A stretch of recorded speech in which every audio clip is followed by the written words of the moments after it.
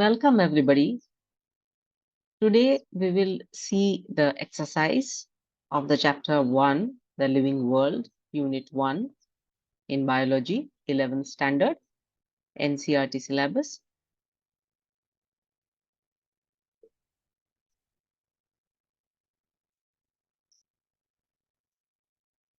So let us see the first question. The first question given in the textbook is, why are living organisms classified? So the answer you can write is, the living organisms are classified because of the following reasons. First is easy identification of newly discovered organisms, as new organisms are repeatedly, continuously being discovered in so many habitats. Second is study of organisms of other places. Also, classification helps in study of fossils. Classification or grouping also helps in study of all types of organisms, while it is impossible to study them individually. It also brings out similarities and dissimilarities. So these similarities and dissimilarities help in knowing relationships among different groups of organisms. It also helps in understanding the evolution of various taxa. Moving on to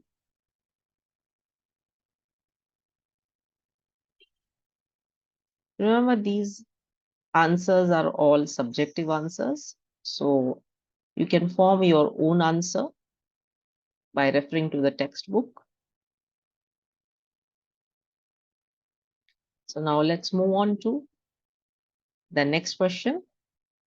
Why are the classification systems changing every now and then?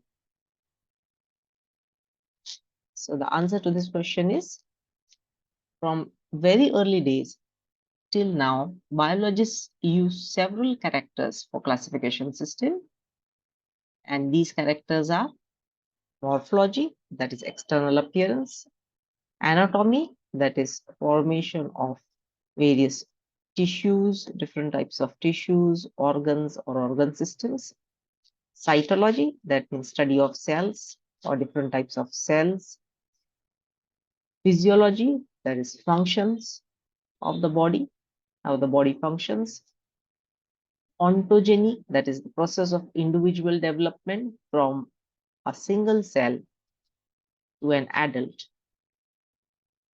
phylogeny, that is a study of evolution of different kinds of organisms, how they evolved; also reproduction and biochemistry, that is what are the various biochemical elements present inside the cells of an organism. So these are the various characters which have been used for classification systems. But day by day, biologists are learning something new about organisms from their fossil records and using advanced study techniques such as molecular phylogeny, etc.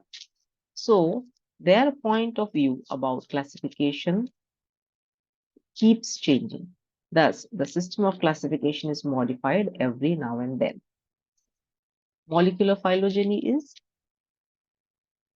the study of genetic material that helps in understanding the evolution of an organism. Genetic material means DNA, RNA, and so on. Moving on to the next question.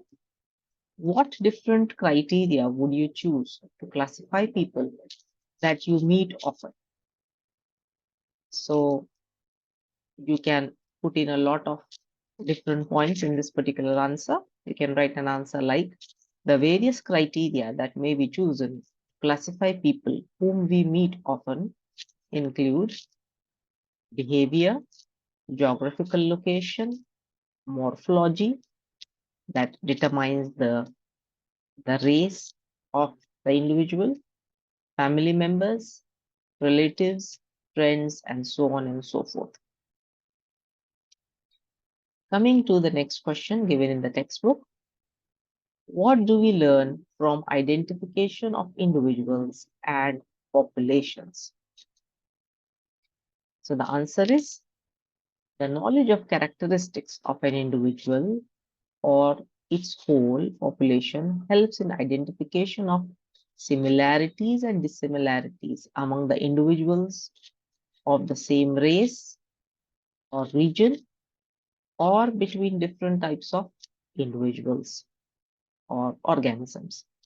So we know that in on Earth there are various races of human beings, like there is a white race or Caucasian race, there is a Mongoloid race, Asian race, a Negroid race or a black race, Australoid race, and so on and so forth. And these races have been characterized or classified on the basis of various morphological features like type of hair, skin color, shape of head, height, etc. So these characteristics help in identification of individuals of different races. Thus, identification helps to classify the individuals or organisms in various categories depending upon the similarities and the dissimilarities they possess. So coming on to the fifth question.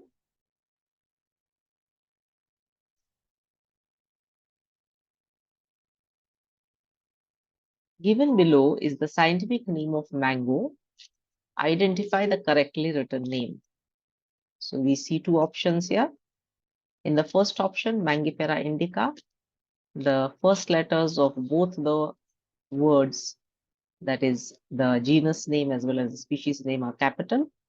In the second option, the first letter of Mangifera is capital, but the first letter of indica is small, and both are written in italics. So the correct option is Mangifera indica, the second option, in which Mangifera has capital M and indica has small I. Next question. Define a taxon. Give some examples of taxa at different hierarchical levels. So the answer is that a taxonomic unit in the biological system of classification of organisms is called taxon. For example, so a taxon or a taxa is a unit in biological system classification. And the examples of various taxons are phylum, order, family, genus, species. They are all taxas at various levels. So each taxa represents a rank. For example, all the insects form a taxon. So taxon of class category for birds is aves, and taxon of phylum category for birds is chordata. So birds at class category are called aves and at phylum category are called chordata.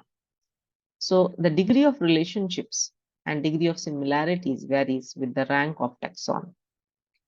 Individuals of higher rank, say order or family, are less closely related than those of a lower rank, such as genus or species. Coming to the next question, can you identify the correct sequence of taxonomical categories? So three options are given, and you can see they are in the ascending order. The answer to this question out of the three options is C, that is species in ascending order, species, genus, order, and phylum. Now you can see in this option C also, two taxa are missing, that is family which comes after genus, and class, which comes after order. So C is the correct option, though two taxas are missing. Question number 8. Try to collect all the currently accepted meanings for the word species. Discuss with your teacher the meaning of species in case of higher plants and animals on one hand and bacteria on the other hand. So species, the answer is species occupies a key position in classification. It is the lowest taxonomic category. It is a natural population of individuals or group of populations which resemble one another in all essential morphological and reproductive characters so that they are able to interbreed freely and produce fertile offsprings. So individuals in a species are have essential morphological similarities as well as reproductive similarities, and they are natural populations which can interbreed freely. Each species is also called genetically distinct and reproductively isolated natural population. So, a specific species has certain specific genetic makeup and they reproduce with each other and produce offsprings with the similar genetic makeup. So the gene pool is produced in a species and the genes are shared by all the individuals of that particular species. So Ernst Mayr in 1964 has defined species as a group of actually or potentially interbreeding populations that are reproductively isolated from other such groups. So naturally, the organisms of a particular species will not interbreed with organisms of other species. And hence, the genes of this particular species will be retained in the group of organisms of the same species. Now, how does this particular term species vary in higher plants and animals and in bacteria? So in higher plants and animals, the term species refers to a group of individuals that are able to interbreed freely and produce fertile offsprings. But in case of bacteria, interbreeding cannot serve as the best criteria for delimiting species because bacteria usually reproduce asexually. So bacteria, they reproduce asexually. Sexual reproduction means in between the parents, in between two parents, the genetic material is shared and the offsprings which are produced contain genetic material of both the parents. But bacteria generally, they reproduce asexually. However, certain methods similar to sexual reproduction are also produced in bacteria like conjugation, transformation, transduction, in which the bacteria take up genetic material which is lying outside their cell and then produce offsprings. So, however, this does not correspond to true interbreeding. You cannot call this as true interbreeding. Thus, for bacteria, many other characters such as molecular homology, biochemical, physiological, ecological, and morphological characters are taken into consideration while classifying them as different species. So, what is molecular homology? Molecular homology means the study of the genetic material of the different types of species, organisms falling in different types of species. So, if you find that you study the DNA, RNA copies, sequences of organisms of different types of species. If you find similar sequences, DNA sequences in organisms of different types of species, then we can say that they are from the same ancestors. They are from the same ancestors. Their origin is coming from the same ancestors. So this is called as molecular homology. Next question is define and understand the following terms. First is phylum, second is class, third is family, fourth is order, and fifth is genus. So the answer is first, let us see about phylum. So phylum is a category higher than that of class. The term phylum is used for animals. In plants, the term division is used in place of phylum. A phylum is formed of one or more classes. For example, the phylum Chordata of animals contains not only the class Mammalia but also class Aves, birds, class Reptilia for reptiles, class Amphibia for amphibians, and so on and so forth. Next comes class. A class is made up of one or more related orders. So we are going in a descending order now from phylum next to the class. So class is made up of one or more related orders. For example, the class Dicotyledone of flowering plants contains all dicots, which are grouped into several orders. For example, order Rosales, Salpindales, Renales, etc. Next comes order. The category includes one or more related families. For example, the plant family Solanaceae is placed in the order Polymoniales along with four other related families like Convolvulaceae, Boraginaceae, Hydrophyllaceae, and Polymoniaceae. Similarly, the animal families Felidae and Canidae are included under the order Carnivora along with Hyenidae, that is for hyenas, and Ursidae, that is for bears.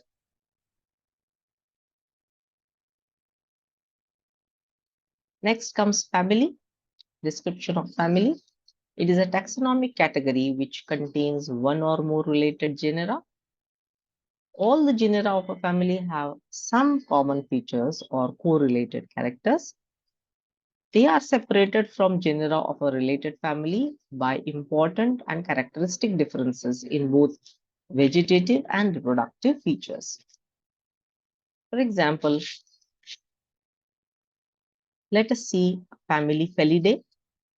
So family Felidae contains genera of cats, that is Felis, as well as genera of leopards, tigers, lions, that is Panthera. The members of family Felidae are distinct from those of family Canidae, that is family of dogs, foxes, and wolves. Similarly, the family Solanaceae in plants contains a number of genera like Solanum, Phathura, Petunia, Nicotiana.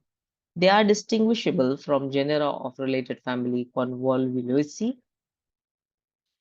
by distinct vegetative and reproductive characters. Next comes genus.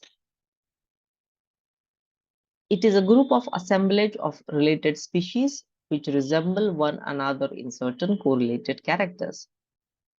For example, genus Solanum has species of potato as well as brinjal. Then genus Panthera has species of lions, leopards, tigers, and this genus Panthera differs from genus Felis, that is cats. Next comes species. All the species of genus are presumed to have evolved from a common ancestor. So a genus may have a single living species. For example, in case of genus Homo, Its species is sapiens, so it is Homo sapiens, and this genus Homo has a single species, that is sapiens. This includes the living or modern man. Genus Felis has many species, for example, Felis domestica, common cat, Felis chaus, jungle cat, etc. Next question is, how is a key helpful in identification and classification of an organism? So answer is, key is a taxonomical aid which is used for identification of plants and animals based on the similarities and dissimilarities. The keys are based on the contrasting characters, generally in a pair called couplet. It represents the choice made between two opposite options. This results in acceptance of only one and rejection of the other. Each statement in the key is called a lead. Separate taxonomic keys are required for each taxonomic category, such as family, genus, and species for identification purposes. Keys are generally analytical in nature. Next question is, illustrate the taxonomical hierarchy and suitable examples of plant and an animal. The arrangement of various taxa in a hierarchical order is called taxonomic hierarchy. The hierarchy indicates various levels of kinship. The number of similar characters,